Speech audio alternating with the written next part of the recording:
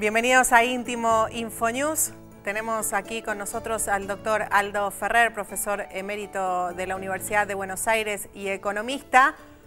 Lo tenemos para consultarle sobre cómo ve la economía argentina hoy.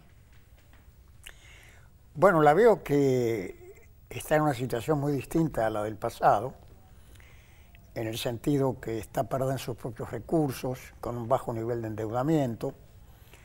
Ha reaparecido el Estado Nacional. Yo creo que esto es la diferencia fundamental. En la década del 90 el Estado era un Estado neoliberal, donde las decisiones las tomaban los grupos privados y el mercado, y el país estaba endeudado y sometido a las condicionalidades del Fondo Monetario y de los acreedores. En ese sentido ha habido un cambio histórico. El país salió de la crisis poniéndose de pie sobre sus propios medios, sin pedirle nada a nadie, recuperando el Estado Nacional, tomando una serie de decisiones que permitieron consolidar las políticas públicas, y esto dio lugar a una ubicación distinta hoy de la economía argentina respecto de su pasado histórico y respecto al sistema internacional. Entonces creo que este a mi juicio es el cambio más importante que ha tenido lugar en los últimos años. Y en ese escenario subsisten problemas importantes que no se han resuelto. El tema del subdesarrollo industrial, que provoca un gran déficit en aquellos sectores de alta tecnología, como autopartes, productos electrónicos, bienes de capital, algunos productos químicos, y el país aparece otra vez enfrentado con este viejo problema de la falta de dólares, llamada restricción externa, y esto requiere, digamos, una transformación estructural, porque no alcanza, digamos, con ocupar a plena capacidad la capacidad productiva en la industria, porque la estructura actual es deficitaria, porque necesita muchos dólares para operar y no genera esos dólares. Entonces allí hay un problema que hay que resolver. Desde luego será necesario también bajar la tasa de inflación para generar un escenario más previsible, y esto plantea una serie de desafíos en la política fiscal, la mejora del gasto público, pero yo diría que otro cambio importante respecto de la historia es que ahora vamos a un comicio para renovar autoridades. Es una situación también muy distinta a la de otros tiempos, donde estábamos bueno, con grandes dificultades y en situaciones extremadamente críticas, que no es la situación actual.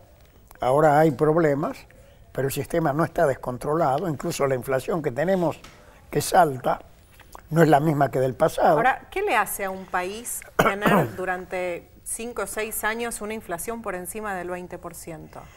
Bueno, la Argentina en ese sentido es un caso muy particular en el mundo, porque nosotros tuvimos el siglo pasado el récord mundial de inflación. No hubo ningún país que tuviera tanto tiempo tanta inflación, con varias hiperinflaciones incluidas. Nosotros en cierto sentido, y esto es lo que sorprende a observadores de otras partes donde una inflación de un dígito, incluso 3-4%, les parece una situación difícil, ver que una economía funciona, con problemas pero funciona, con una tasa de inflación como la que tenemos nosotros, parece una anomalía. Y nosotros hemos creado ciertos mecanismos de defensa, es como una especie de enfermedad crónica, frente a la cual creamos unos mecanismos de defensa que nos permite de alguna manera sobrevivir. Pero está claro que no es el mejor escenario para planear el futuro, para la política de inversiones, para la innovación, para el avance en la ciencia y la tecnología, terrenos en los cuales ha habido avances, progresos importantes en todo el campo científico y tecnológico, por ejemplo. Pero claramente esa tasa de inflación dificulta el manejo de la política monetaria, la política cambiaria, la competitividad. Pero vuelvo a insistir, ¿cómo es que con una tasa de inflación relativamente alta, claramente alta respecto de la experiencia internacional, la economía funciona con un nivel de ordenamiento, bueno, que le permite andar? Y yo creo que fruto de nuestra experiencia histórica hemos incorporado, como le digo, estos mecanismos de defensa, pero es un tema ¿Hemos desarrollado alguna cura para esta enfermedad crónica o por lo menos un paliativo? Bueno, sí, se van produciendo, por ejemplo, en materia de defensa del salario real, todo este sistema de las paritarias, de la negociación, de las políticas de salario mínimo, es decir, hay instrumentos que permiten sostener el nivel de vida, el salario real, en el contexto de una inflación relativamente alta. Pero pero conviene bajarla. ¿Y cómo se la combate? Acá no hay ningún remedio, es decir, el gobierno ha tomado algunas medidas para evitar procesos especulativos, por ejemplo, los precios cuidados y demás. Pero en definitiva es el conjunto de las variables económicas. Incluso cuando salimos de la crisis, en el 2001, cuando apareció un fuerte superávit en el balance de pagos y acumulamos reservas, y apareció un fuerte superávit en el presupuesto porque aumentaron mucho los ingresos, y se transmitió la sensación de que realmente la casa estaba realmente en orden, parada en sus recursos, con superávit. Además de eso vino la reestructuración de la deuda, la tasa de inflación bajó un dígito. Es decir, las expectativas son fundamentales y una tasa de inflación contribuye a expectativas negativas que estimulan la fuga de capitales y se retroalimenta a sí misma. Y esto no tiene un remedio, esto no es por decreto que se para la inflación. Yo creo que depende de un régimen económico donde confluye la política cambiaria para sostener la competitividad, la política monetaria, un sector fiscal ordenado, un balance de pagos donde generamos dólares genuinos y abandonamos la fantasía de que estos problemas de dólares los podemos resolver trayendo deuda, porque esto es lo que hicimos en el pasado y terminamos, ya sabemos cómo. La deuda hay que tomarla fuera solo para producir y sobre todo para producir dólares, claro, que nos permitan resolver esta falta de dólares, que es un tema que nos forma parte de, digamos, nuestro subdesarrollo y la incapacidad que tuvo el país a lo largo del tiempo de formar un sistema económico más maduro, sobre todo en el sector industrial, porque hubo periodos en la Argentina prácticamente de genocidio industrial. Con el dólar barato, con la apertura del mercado, se destruyó tejido productivo. Los 90, por ejemplo. En los 90, por ejemplo. Desde luego, en el tiempo de la dictadura también, con la tablita, en los 90 con la convertibilidad. Entonces ha habido, digamos, a lo largo del tiempo un cuadro de inestabilidad que impidió que la industria realmente se desarrollara como debe, e incluso con un nivel de extranjerización exagerado. Argentina es un país que tiene una presencia de filiales de empresas extranjeras en su tejido productivo mayor que en otros lados. Así que es necesario argentinizar la economía, ubicar a las empresas extranjeras en un escenario que traigan tecnología, que exporten, pero manteniendo el liderazgo de las políticas públicas y del empresariado nacional.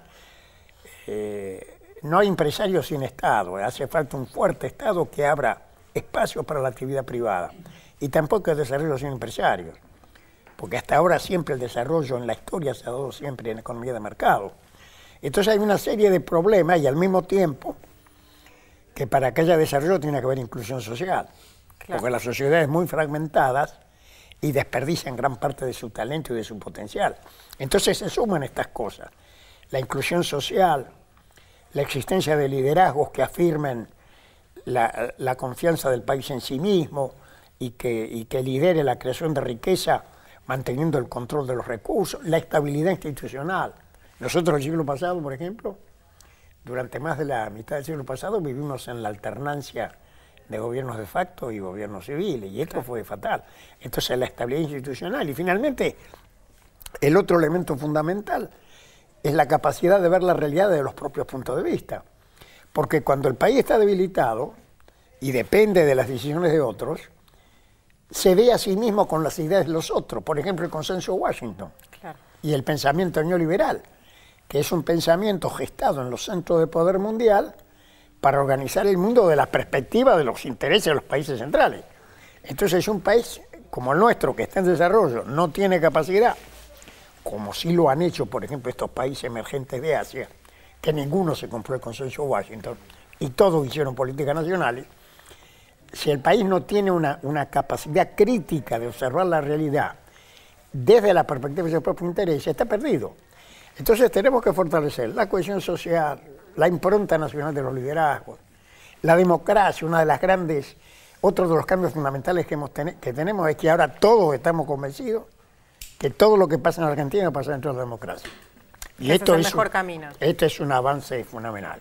Ahora, y después ha habido un gran avance también en el pensamiento crítico, ya no estamos sometidos a esa hegemonía del neoliberalismo, sino que hay perspectivas mucho más amplias.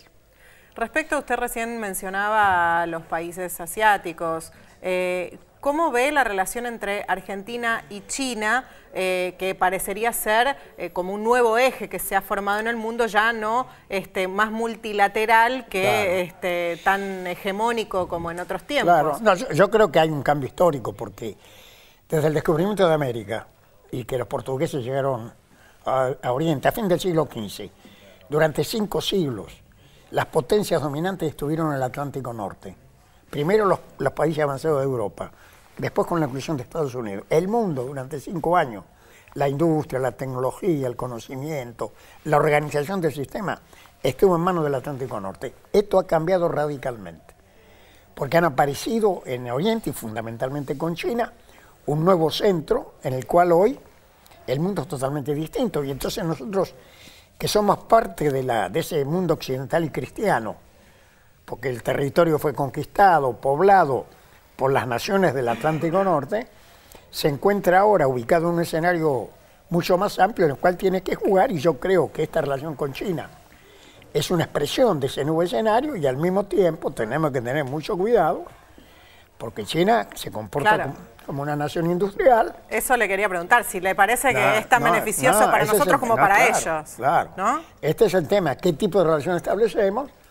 Porque podemos correr el riesgo de cumplir con China el papel que cumplimos con el Atlántico Norte. Claro, con Gran Bretaña en la época del modelo exportador. Agroexportador, es decir, venderle materias primas, importar capitales, importar manufacturas. ¿Tenemos fuerza como para imponernos en ese sentido? Yo creo que Argentina tiene todos los medios, porque ha demostrado, sobre todo, que tiene capacidad de gestionar el conocimiento. Es decir, el nivel cultural, la capacidad instrumental.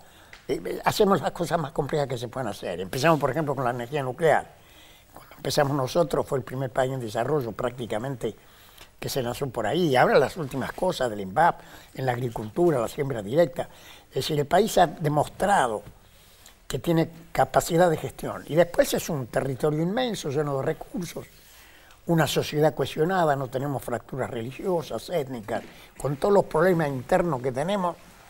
De alguna manera tenemos un grado de identidad y de pertenencia a una misma cultura, a una misma sociedad muy importante. Yo creo que Argentina tiene todos los medios como para consolidar su transformación. Usted, bueno, es conocido por muchos de sus trabajos, entre ellos Vivir con lo Nuestro. ¿Usted cree que después de 12 años de kirchnerismo estamos más cerca o todavía nos falta mucho de aquel sueño? No, yo creo que se salió de la crisis precisamente por haber hecho eso. Cuando se produce el derrumbe del 2001, el país endeudado, insolvente, declara el que no puede pagar, y efectivamente no puede pagar, con un estrepitoso escenario de falta de trabajo, de caída de la producción, aumento del desempleo, la pobreza.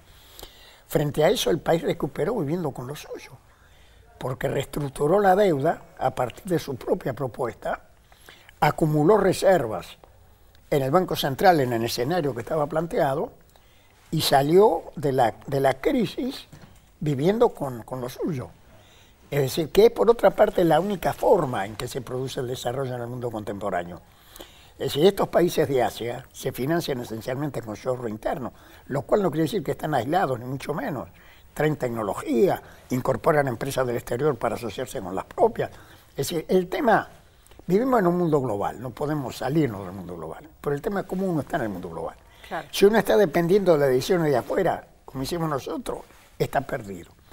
Si uno se integra a ese mundo a partir de la defensa de la soberanía, de un proyecto nacional, de consolidación de la densidad nacional, están abiertas todas las posibilidades de la globalización, como se plantea ahora con esto de China y los nuevos mercados. Está lleno de oportunidades.